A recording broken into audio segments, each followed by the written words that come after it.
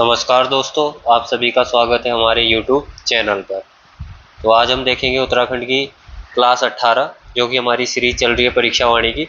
तो इसमें हम देखेंगे कि पिछले वीडियो में हमारे क्वेश्चन रह गए थे, जैसे अनुसूचित जाति और अनुसूचित जनजाति से संबंधित जो जनगणना से संबंधित क्वेश्चन थे तो वो रह चुके थे।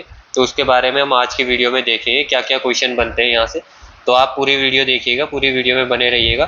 तो देखते हैं हम आज की क्लास में क्या क्या क्वेश्चन बन सकते हैं। तो चलते हैं आगे क्लास की ओर। तो पहला है हमारा उत्तराखंड में अनुसूचित जाति जनसंख्या। तो पहला क्वेश्चन है, राज्य में अनुसूचित जाति की कुल जनसंख्या कितनी है।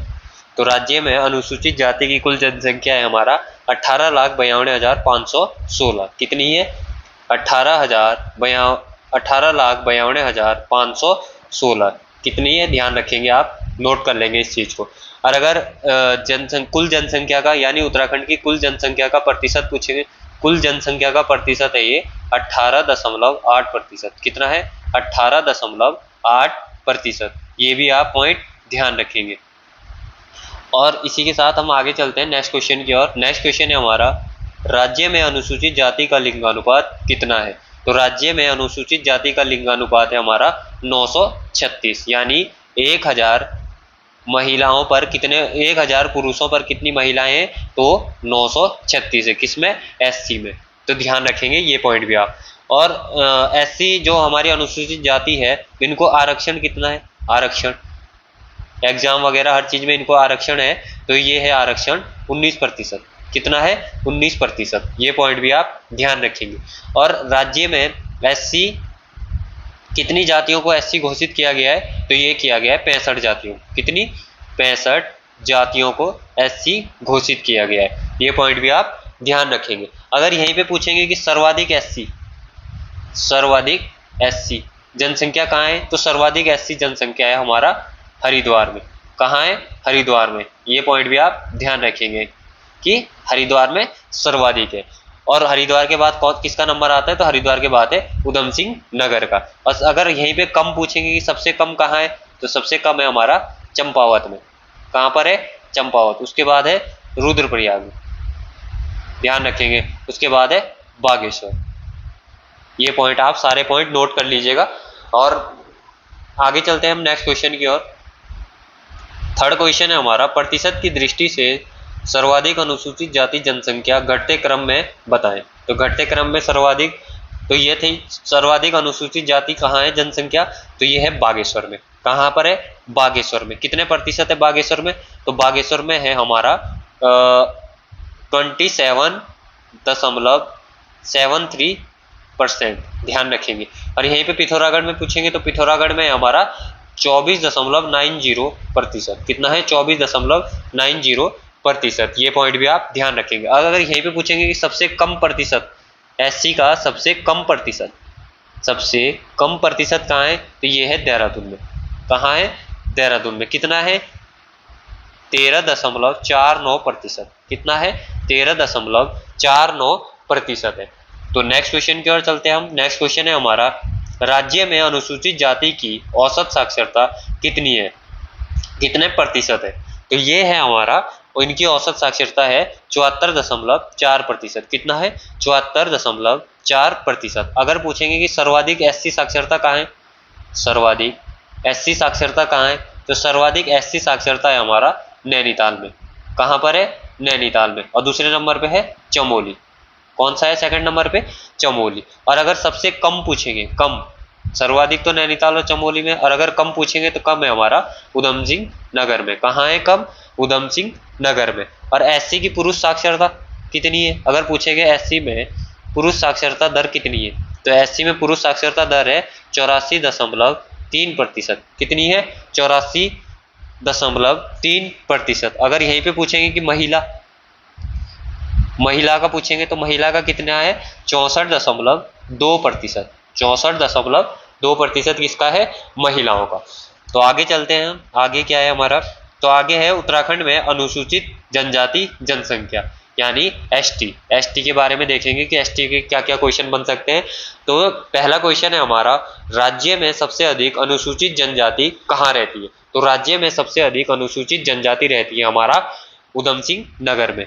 कहाँ रहती है? उधम सिंह नगर में। कितनी जनसंख्या रहती है यहाँ पे? तो 1,23,037। ध्यान रखेंगे, 1,23,037 जनसंख्या कहाँ रहती है? ये उधम सिंह नगर में। और सबसे कम, अगर पूछेंगे सबसे कम एसटी कहाँ पर रहते हैं? तो ये रहते हैं रुद्रप्रयाग में। रुद्रप्रयाग में कुल 386 लोग ही एसटी के निवास करते हैं। ये पॉइंट भी आप ध्यान रखेंगे। आगे चलते हैं हमारे नेक्स्ट क्वेश्चन की ओर। नेक्स्ट क्वेश्चन है हमारा, सर्वाधिक अनुसूचित जनजाति जनसंख्या वाले जनपद। घटते क्रम में होगा, यहाँ पे घटते क्रम में बताइए। ये थोड़ा सा यहाँ पे मिस्टेक हो गया, तो ये घटते क्रम में होगा, ये करते हो गए, घटते क्रम में बताइए। तो घटते क्रम में सर्वाधिक कहाँ पर है? तो पहला उधम सिंह नगर में एसटी जनसंख्या सर्वाधिक है, उसके बाद देहरादून में, उसके बाद पिथौरागढ़, उसके बाद चमोली, उसके बाद नैनीताल में है। और न्यूनतम में बढ़ते क्रम, न्यूनतम में बढ़ते क्रम में, तो न्यूनतम में बढ़ते क्रम में होगा हमारा, पहले नंबर पे होगा हमारा रुद्रप्रयाग, उसके बाद है हमारा टिहरी, उसके बाद होगा हमारा अल्मोड़ा, और लास्ट में चंपावत। ये सभी पॉइंट आप ध्यान रखेंगे। आगे चलते हैं हम नेक्स्ट क्वेश्चन की ओर।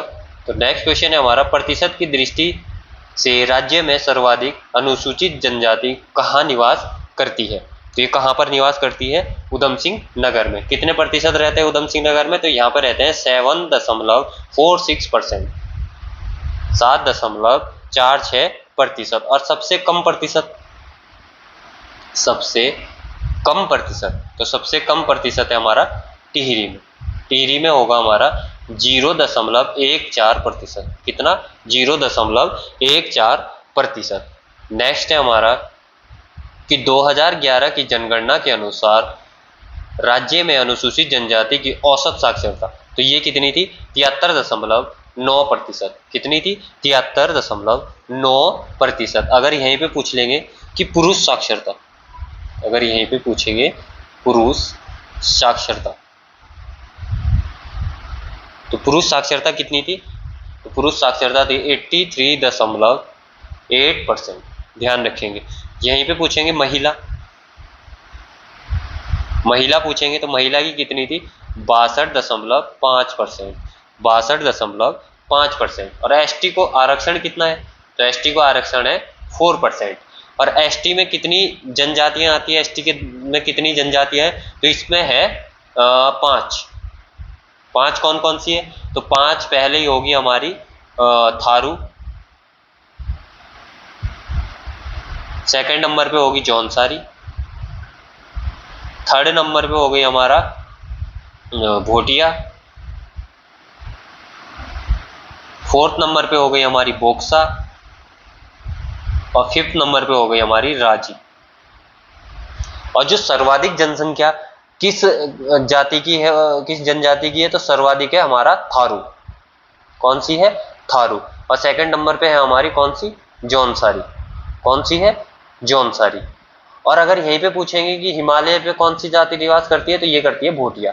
हिमालय पर कौन सी?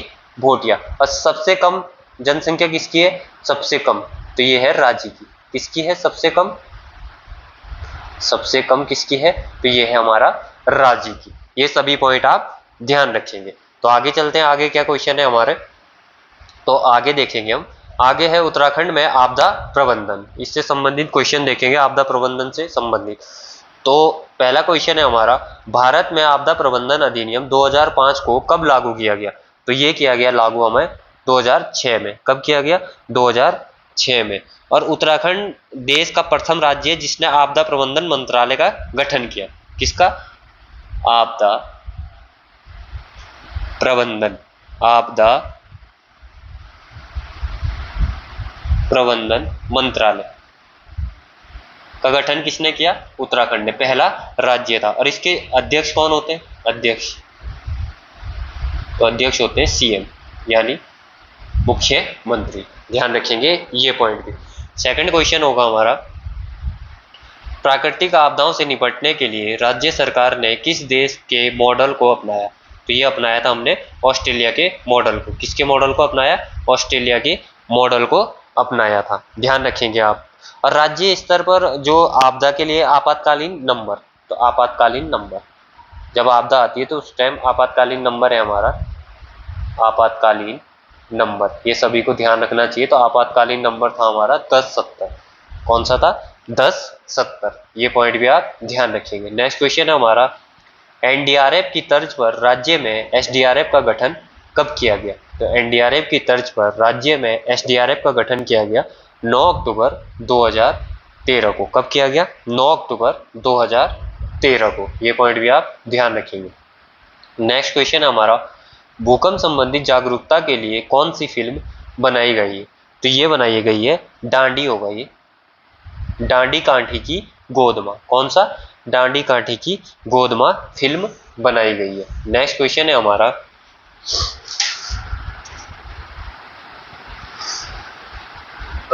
उत्तराखंड को मौसमी आपदाओं के पूर्वानुमान को अधिक सटीक बनाने के लिए टिहरी के सुरकंडा में डॉपलर रडार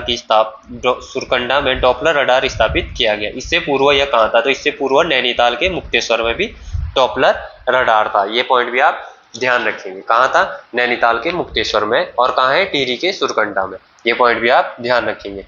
आगे चलते हैं। हमारा क्वेश्चन नंबर 6 है, उत्तराखंड सरकार ने सचेत नमक नहीं होगा, ये नामक होगा यहाँ पे, सचेत नामक पोर्टल क्यों शुरू किया? तो ये किया गया भूकंप से बचने के लिए, यानी जब भूकंप वगैरह आते हैं तो उससे पहले ही अलर्ट दे दिया जाता है, तो इसलिए ये शुरू किया गया। क्या? सचेत नामक पोर्टल। ध्यान रखेंगे आप ये भी। और इसमें नेक्स्ट क्वेश्चन हमारा बनेगा एक कि राज्य में सबसे बड़ी आपदा कब आई थी? तो सबसे बड़ी आपदा जो मानी जाती है राज्य में, तो ये थी हमारी 16-17 जून 2013। 16-17 जून जो केदारनाथ में आपदा आई थी उसको माना जाता है 2013 वाली आपदा को। ये पॉइंट भी आप ध्यान रखेंगे। आगे चलते हैं। हमारा नेक्स्ट क्वेश्चन है, उत्तराखंड में कितने भूकंप जोन स्थित है? तो उत्तराखंड में कितने भूकंप जोन है? 2। कितने हैं? 2। इसमें जोन 4 और जोन 5। कौन कौन से? जोन 4 और जोन 5। अगर पूछेंगे कि जोन 4 में कौन कौन से राज्य जिले आते हैं जोन 4 में, तो जोन 4 में आता है हमारा देहरादून, टिहरी,